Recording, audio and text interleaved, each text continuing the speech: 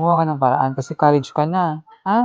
Magka-college ka na kailangan na 'to magdiskarte ka hindi lang kasi academic yung alam natin 'no? Kailangan din tayong maging streetwise, 'no? Maging din madiskarte. Kasi sabi nga nila, daig ng madiskarte ang matalino.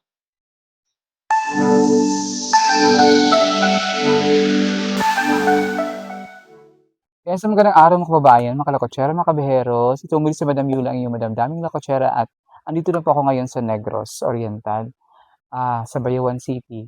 So, ang unang-una kong mission ngayon ay ang aking pag-update sa ating mga scholars dito sa Negros. At isa na dito ay si Adrian, ang nakatira dito sa Barangay Kalumbuyan sa Bayawan City. So, samahan niyo ako. Medyo maputik ngayon. Naulan siguro kagabi, no? Basta yan. Baka naulan dito kagabi. Ano, may saging. Oh, sarap ng saging. Galing ang saging ka ng lakatan. Binangay.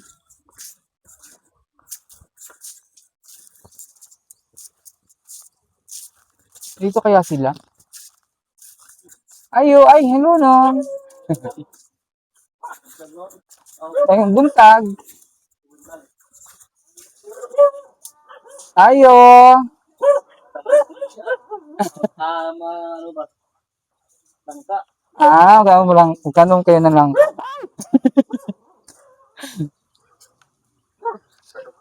Detachable pala ito.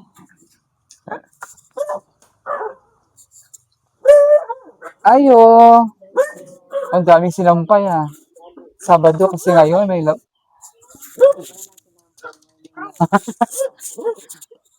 Ay. Mama ka ni Ate Heidi. Ni Heidi. Yung ati asa ko para may mag-ida ni Heidi. Hello. Kumusta, Amos? Ano si Adrian? Kumusta mo din? Na-receive mo akong message gabi. Ganina?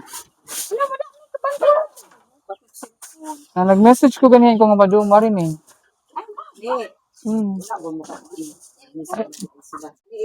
Ayaw ta diri. Ayaw ta diri.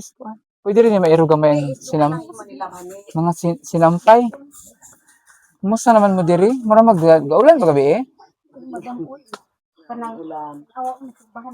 Natumbahan mo ng balay sabi. Naman. Kawayan. Balay. Yung kawayan sa baba nga dako. Ay, dali. Wala nahulog. Iduso lang dito ni. Iduso lang. Alam ko, iduso lang dito. So, dito tayo ngayon sa bahay nila ni Adrian. At kumustahin natin sila dito. Kumusta man mo diri doon? Kumusta kayo dito sa ano nyo? Bahay. Tapos ng exam, di ba? Second grading. So, asa na yung grades mo? Meron po itong grades pero hindi ko nga alam kung na-picture ba ni mama. Di ba, requirement natin na merong kailangan, di na kailangan kayong sabihan na may kung ano yung grades na kung meron na, agad send agad. Kasi kailangan update eh. No? So, kumusta naman ang exam? Kumusta ang second grading?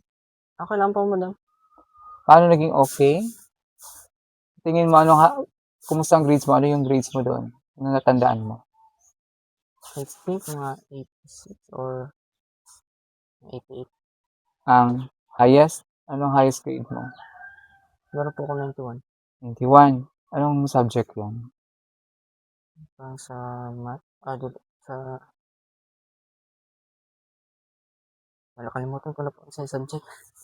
Yan kasi yung sinasabi ko, kailangan meron tayong picture sa wala ka bang di the picture mo, te? Oo, nasa cellphone. Ano ba nangyari sa cellphone mo? Lobat? Asan mo gi-charge? Tulala ML. Ang kuwaso dito, kailangan natin makita ang grades. Anong grades ka na ba? Anong grade ka na ngayon? Ano ka na to? 11. Grade 11 na siya eh. So, kung sa ating panahon pa namin, first year college. So, kailangan pag-iglihan mo yan kasi preparation mo yan sa college. So, ang ano natin dyan ay kailangan ito na yung kung ano pa, dito na umpisa ang laban, no? From elementary to high school, preparation pa lang sa'yo yon. College na talaga, dito na magkakaalaman. Kasi, pag nag-apply ka ng trabaho, ang pinapakita mong credentials, hindi na yung elementary tsaka high school.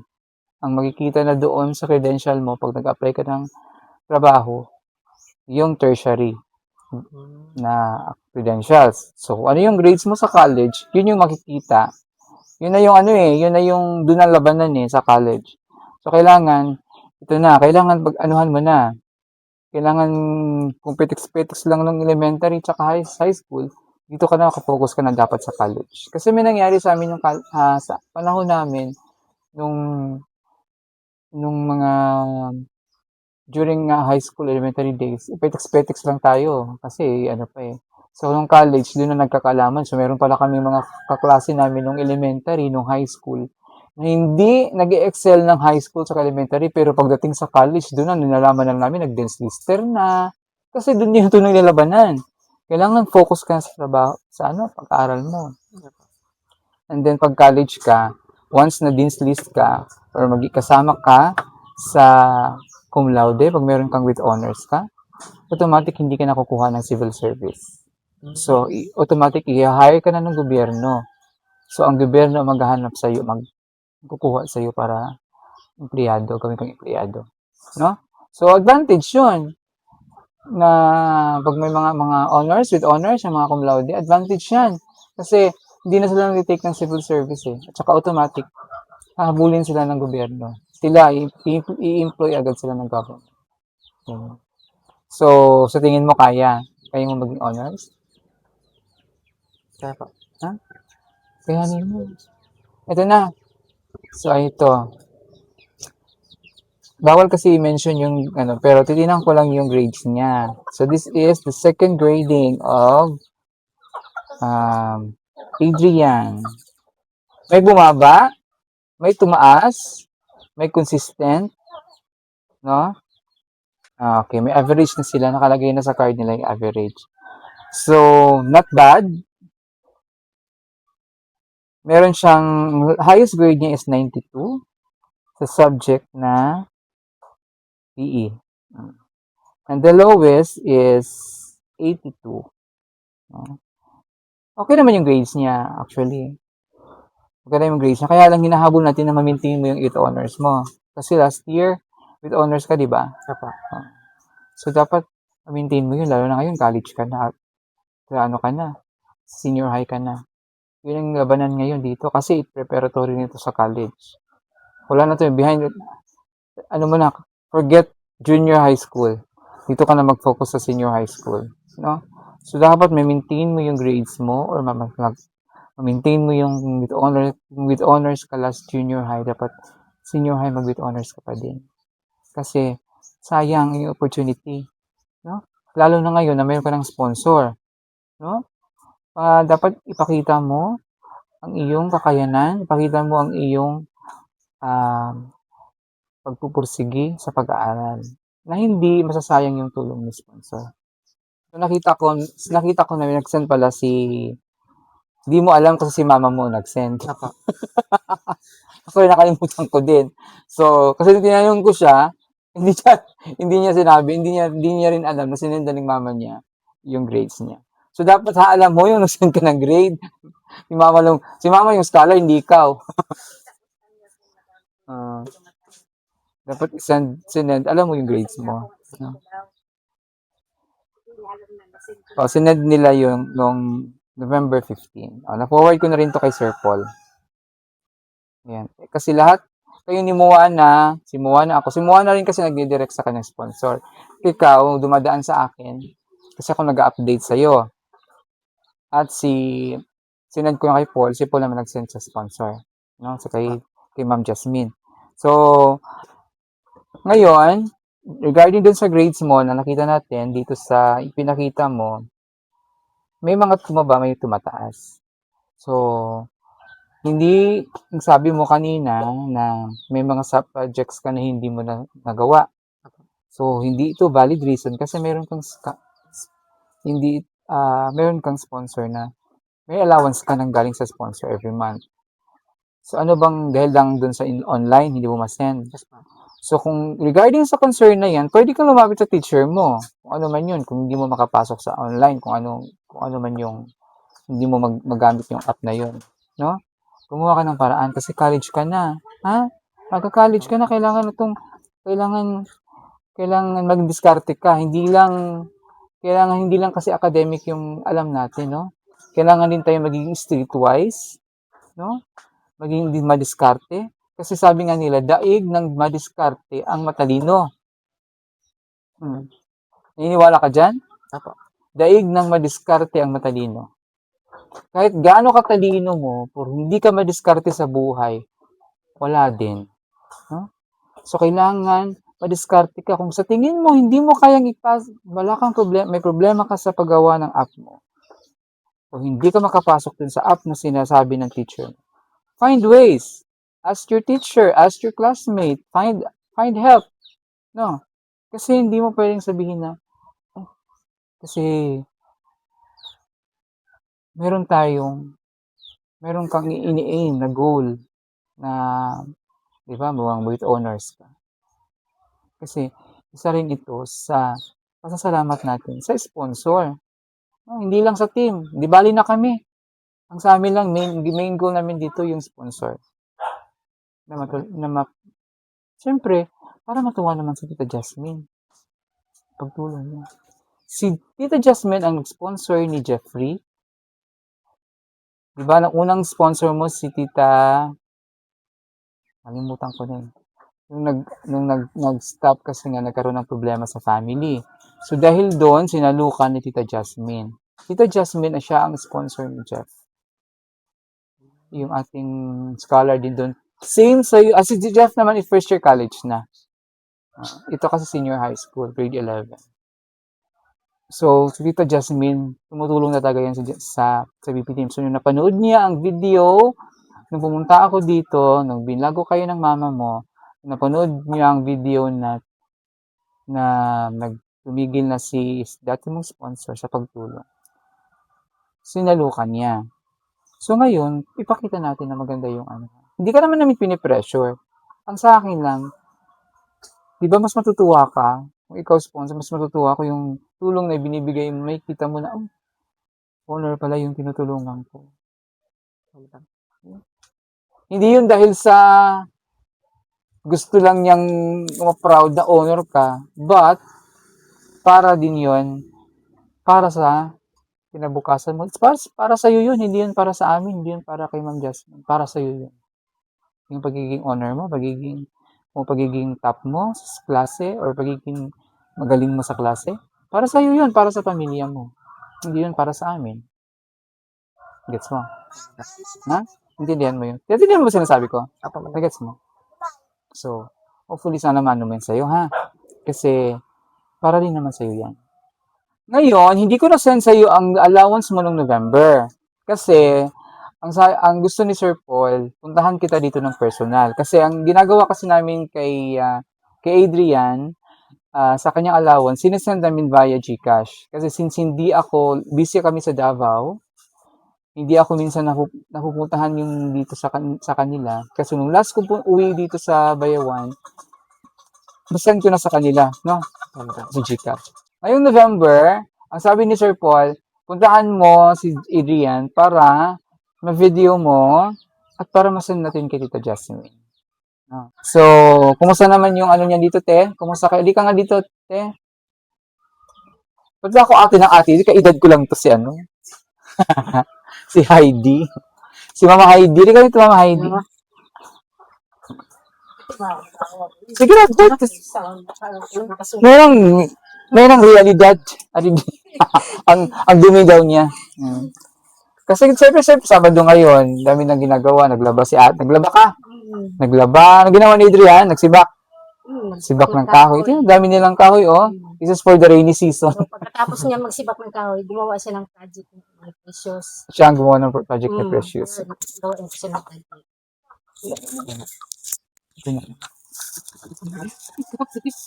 May kape ba? Pati naman po na yung kape. Joke lang. Ayan. May init tubig. Uy, So, kumusta si Adrian sa iyong pag-eskwela? Okay? okay naman po, madam. Kasi ang pinagtatalunan namin lagi yung hindi daw siya makapag-send ng ano niya. Mag-ulit daw siya sa wifi, ganun. Hirap daw. So, sa ganyan, naniniwala ako. Kasi yung cellphone niya naghahang na. Hmm. Saka, ano ga siya gawa daw. Kaya ang dami na. Puno na sa storage. Mag-delete kayo, mag-delete. Pwede naman i-delete yan. Naghahang na yung Ipa-clean mo. cellphone niya. Sabi ko, sikapin mo naman maano yung gina-send sa inyo ha, para masubaybayan mo yung project nyo. Tsaka, huwag kang masyadong ano sa mga klase mo. Maki-share ka, ano ka. Hindi, huwag naman nyo akong ibandehan sa GC na to. Ano ba? Makisama. Hmm. Huwag kang mahiya. Dapat hindi na yan kailangan maghihiya ngayon. Ano mahiya ka? Hindi ka na junior high. O, hindi ka na Junior high na siya. Di na siya junior high. senior Preparatory high na ka. yan sa college. Ano ka sila, makihalubilo ba? Ganun na. Isama ba? Uy, anong ano natin dyan? Ano naman? Di ba nag-volleyball ka? Yung madam, ano siya, Ito ako sinasabi. eh, namaga yung braso niya sa tungkol, ano lang, practice. Ah. Ano siya, nag-stop na siya before sila sa district. Binavitamins mo ulit eh? Kasi Parang parang pala kain ng gulay. kung medyo ano eh, medyo Mga Ilocano ba? maliit. Maliit siya, payat ba? Payat. Parang ganyan yan, Slim. dyan sa, sa daan. Tawag nun? Push up. Oh, yan. Ganyan ang ginagawa niya sa daan. Kahit naputi ang t-shirt, Hindi ba ito kulat sa tulog? Kulaw. natulog man na upuan. Ba't anak niya, unsa ng orasa magtulog na sa... Una kasi kailangan sakto sa tulog, sakto sa kain, sakto sa exercise. Yun lang naman yan, pampataba. Tapos kain talaga. Ng gulay. Ano lang na. Mahilig lang sa kape, madam. Ay, huwag ka masyado sa kape. Kakaw kape to. Bata ka pa, maano ka niyan, mabansot ka sa kape. Sobrang kape nila yung ano, native. Masarap naman to, kaya lang, pag masobrahan ka rin sa kape, hindi rin maganda. Hindi maayo pag masobrahan ka sa kape. Huh? So, vitamins ka, para tumaba, ano ka talaga, ma? Masyado ko na siya mahilig. Ang sabi ko nga sa kanya, hindi naman excuse tulad ng sabi niya sa project niya, hindi siya makasap up. Sinabi ko sa kanya, magiging madiskarte. So yun naman, totoo, naniwala ka ba sinasabi ko? Daig ng madiskarte ang matalino. Pero mas maganda kung gamitin mo yung both. Pareho ka nun. Talino ka na nga, madiskarte ka pa. Kasi hindi pwedeng talino lang. Alam ko matalino ka. So kailangan sabayan mo ng diskarte. Kasi kung puro talino lang, wala. Pagdating mo dun sa real world, pag nasa ano ka na, nasa tinuod na gud nga panginabuhi sa panginabuhi, pildi ka. Gamay yung problema, give up ka na. Kasi puro talino lang gamit mo, pero hindi ka madiskarte. Pero kung madiskarte ka, gagawa ka ng paraan para mabuhay. Gagawa ka ng paraan para patuloy mo kung ano man yung kahit gaano ka dapang-dapa ka na matatayo ka pa din. Kasi gano'n ang madiskarte. So, dapat gano'n. Hindi kita in-encourage na ang in-encourage kita na aside sa pagiging matalino, kailangan sabayan mo ng diskarte. Kung may problema sa ganito, kung hindi wala pang pera kasi hindi naman agad-agad mapadala ang allowance mo, diskartehan mo muna. No, hindi kasi magiging reason ay hindi mo na ako gagawa ng project kasi wala akong pera. Hindi pa napadala sa sponsor. Hindi. Di ba? Kailangan gumawa ka ng diskarte para pagpatuloy mo yung aim mo sa buhay. Pag may gusto may paraan. Yes. Pag may gusto may paraan. Diba? Ito yung ma-advise ko sa iyo. Kasi ang totoong laban sa buhay ni Adrian, wala sa eskwelahan. Pagkatapos ng school, doon na ang totoong laban sa buhay. So habang nasa school ka pa, i-prepare mo na yung sarili mo sa totoong laban sa buhay. Kailangan marunong ka ng makihalubilo. Kailangan marunong ka ng makijam, makipagkwentuhan, makipagkilala sa kapwa mo. Kasi Hindi mo matutunan ang totoong laban sa buhay kung hindi mo yan magdadaanan. Kakilala mo yung iba, ibang klaseng tao. Itong classmate 1, madaldal. Itong classmate 2, medyo marites. Itong classmate 3, tahimik pero matalino din siya. O, itong classmate 3, hindi na pinagdadaanan. Pero malay mo yung pinagdadaanan niya, same lang pala sa'yo. Oh? So makapag-ano kayo, makipagkwentuhan kayo. Paano mo? Kakagawa ka ng ideas. Even sa pag-aaral, marami kang makakuha ng ideas sa mga kaklase mo. Kasi mga kaklase mo na may alam na hindi mo alam. Meron kayong alam na hindi rin nila alam. So mas maganda mag-join force kayo. Diba? Dami kong sabi ko. Ang dami kong ebas. Ang dami kong chika. Pero totoo yung sinasabi ko. Alam naman siguro ng mga mag-comment kayo mga viewers kasi ganyan eh. Totoo yun. Ang daig, para sa akin ha, daig, kasi totoo yung sinasabi, daig ng di madiskarte ang matalino. Hindi pwedeng talino lang lagi. Dapat madiskarte ka rin, makirunong ka rin. Sabay. Sa mga kaklase mo, kaibigan mo, di ba? Yun. So ngayon, dala ko yung ano mo, yung allowance mo for the month of November. So, yun nga, nasabi ko kanina, yung allowance niya noong Sarado. yung allowance niya noong November, hindi namin gcash sa kanya kasi gusto ni Sir Paul ay puntahan ko siya personally para makita sa video. Para meron din akong update sa video mo. Kasi, syempre, gusto rin makita ni Tita Jasmine, ang kalagayan niyo dito, anong kalagayan, ang update mo sa school. No? So, ganito Adrian, pag meron kang mga ginagawa sa school activities, mag-ano ka, mag-send ka ng picture, mag-send ka ng video, o ano ka lang, isend mo ha, para meron tayong update anytime, kasi hindi ako laging nandito sa Bayawan, nasa Davao ako. So, para kung meron man at least meron tayong update kay Tita Jasmine na ito na nangyayari sa pag-aaral mo. Ha? Ha?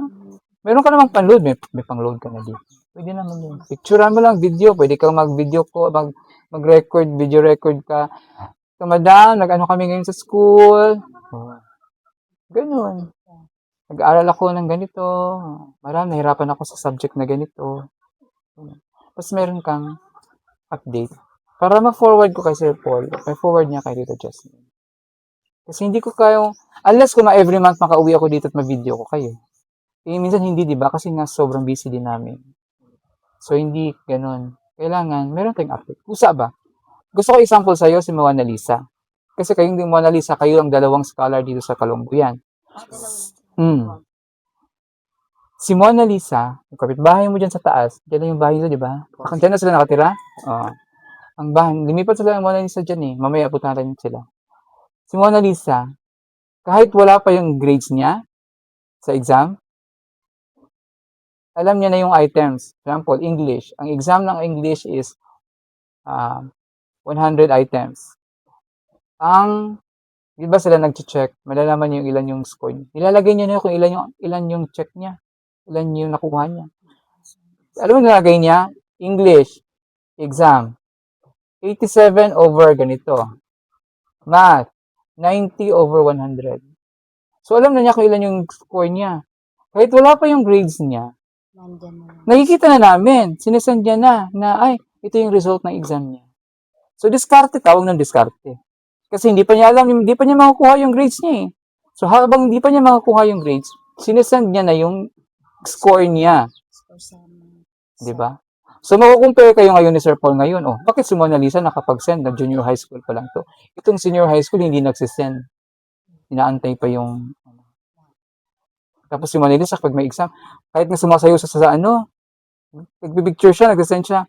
Madam, nag-ano ako, sumali ako sa sa United Nations. Ganon. Di ba? Dapat ka na update. Di ba? Discarte lang naman yun para at least meron kang report. Kasi hindi mo pwede tanggap lang tayo ng tanggap. Wala tayong pinapakita ano yung nangyari sa pag-aaral. Diba? So dami mo natutunan ngayon, ha? Dami mo. Sana by next semester, makikita ko na yun, ma-apply mo na. Tapos, sa next kong balik yung interviews ko sa'yo, Meron ka na kung update na, ay, si Adrian meron ng kaibigan, si Adrian nakikihalo-bilo na. Di ba? Mama Heidi? Yes. Ha? Kailangan meron ganun. Ano, It's not for us. Hindi para sa amin to. Hindi to para kay mama mo, kay lola mo, kay kapatid mo. Hindi para sa sarili mo yan. Tandaan mo yan. Alam mo, pasasalamatan mo ako pag one day. So, ito, totoo yung sinabi ni Madam. Ha? Lalo na. Gusto kong, hindi ko to para sampalin ka ng katotohanan. Gusto ko ito gawin mong inspirasyon. Lalo na, ikaw ang lalaki sa pamilya niyo. Ikaw ang wala na si papa mo. Ikaw ang magiging haligi ngayon sa pamilya mo. Ha? So, dapat diskartihan mo yan. Kasi kailangan ako ng pamilya ko. Ako ang maninindigan. Barugan ba? Barugan. Pagka lalaki, barugan ako ni. Bahala ng mga tao diyan sa istorya. Ako mo ang maningkamot ko para sa akong pangandoy. Sa akong pamilya. Diba? Kaya mo na yung mga chika-chika dyan mga kailangan marunong ka ma-discarte. Discartehan mo ha. Baka next ganun pa rin makikita ko sa'yo. Tahimik pa rin si Adrian, hindi pa rin kumiimik sa sulok. Ha? So ito na yung allowance ni Adrian. Hindi totoo lang, sinasabi ko lang yung realidad ha. It's reality, sinasabi ko sa kanya. Kaya ito yung allowance mo for the month of November ito. So pag kumusta yung November mo, paano ka nakaraos ng November? Discard sa manok, ni mama. No? Kaya sabi ko nga, diskartehan nyo muna dyan. Kasi yung napadala naman si sponsor mo, kaya lang gusto ni Sir Paul na bigay sa iyo personal. Para ma-video, para may kuhanan. Okay? So ito na, tanggamitin mo to. 1, 2, 3, 4, 5,000. That's for the month of November. Anong nasabi? Maraming salamat po, Madam. Okay.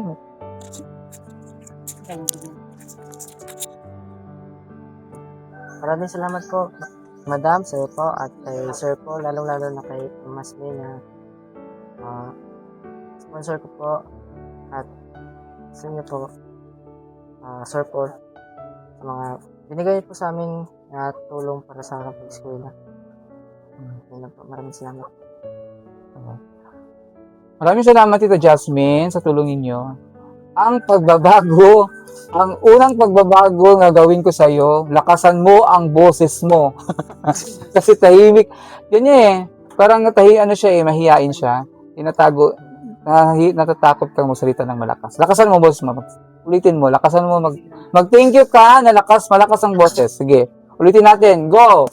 Maraming salamat po, Madam, sa iyo po, Madam, at sa kay Sir Paul, at lalo-lalo na kay Mas May na Jasmine na sponsor ko po. Maraming salamat po sa inyo. Yan, dapat ganon, malakas ang boses. Kasi, pag mahina daw ang boses, sign yun na mahiyain, sign yun na introvert ka, wala kang confidence, hindi ka confidente sa sarili mo. Kasi, pero kapag confident ka, lakasan mo yung boses mo. Ha? Impisahan mo yan. Impisahan mo muna sa boses mo. Lakasan mo. Pag may kipag-usap ka, lakasan mo yung boses mo. Hindi naman yung malakas na malakas, pero yung normal. Modulated ba? Ha? Huwag kayo masyadong mahina. Kasi, ibig sabihin nun, mapagkakamalan ka pa nun. Ba't to? Bakla siguro to, dahil may hina ng boses. Ano ba to? Siguro may may tinatago to kasi mahina ang boses. Pero pag confident ka, wala kang tinatago, confident ka sa sarili mo. Hi, classmate! Hi, ma! Good morning, sir! Classmate, ano ba? Sige na ka dito. Tawagon ka. Yes, sir. Yes, ma. Goy, kay ka. Hindi tao talagang ganun, pero pwede yung baguhin. Mababago talaga yan. Unti-unti. Na? Kaya mo? Kaya? Kaya. So, next time, pagbalik ko dito, pag magkita tayo ulit sa vlog natin, kailangan makikita ko ng bagong Adrian. Hindi na mahiyain, madiskarte na sa buhay, marami ng kaibigan. Ha? Madam. Sure na yan, ha? So,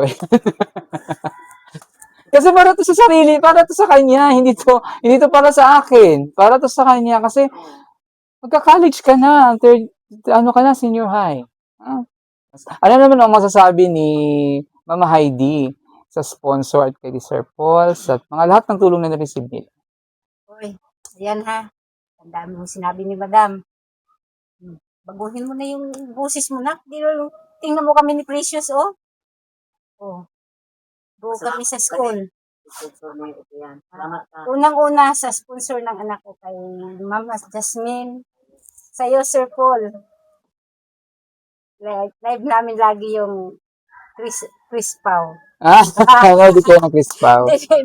Yun na mo na ba? Fan din sila ng Chris Pao. Chris Pao. At saka sa mga post ni Madam Yola. Like din na namin na. Salamat sa iyo, Mama Jasmine. May paraan kapag-kusog sa panglawas, ma'am. Salamat kayo sa inyong hinabang sa amua. At lalo na po kay Sir Paul, kay Madam Yola. Salamat kayo, Sir. Hinabang sa amua. God bless. Enjoy more power, ma'am. Salamat. Ayan. Tutulungan ko po ito laging anak ko. Galingan mo na, ha? Ayan, thank you again kay Tita Jasmine. Napakabait niyan, grabe. Marami natutulungan. Gusto ka namin, ma'am, makita, sabi ng anak ko, kahit man lang sa picture or sa personal. Makikita niyo na siya soon. Pagbalik niya ng Pilipinas. Yeah. Uwi siya. So hopefully baka December siguro or next year. Basta babalik siya mauwi si Tita Jasmine. Gusto ka daw din niya makita. Na? So, thank you again Tita Jasmine sa iyong tulong sa kay Adrian sa kanyang pag-aaral. And of course, kay Sir Paul, na kung hindi dahil kay Sir Paul, walang Tita Jasmine.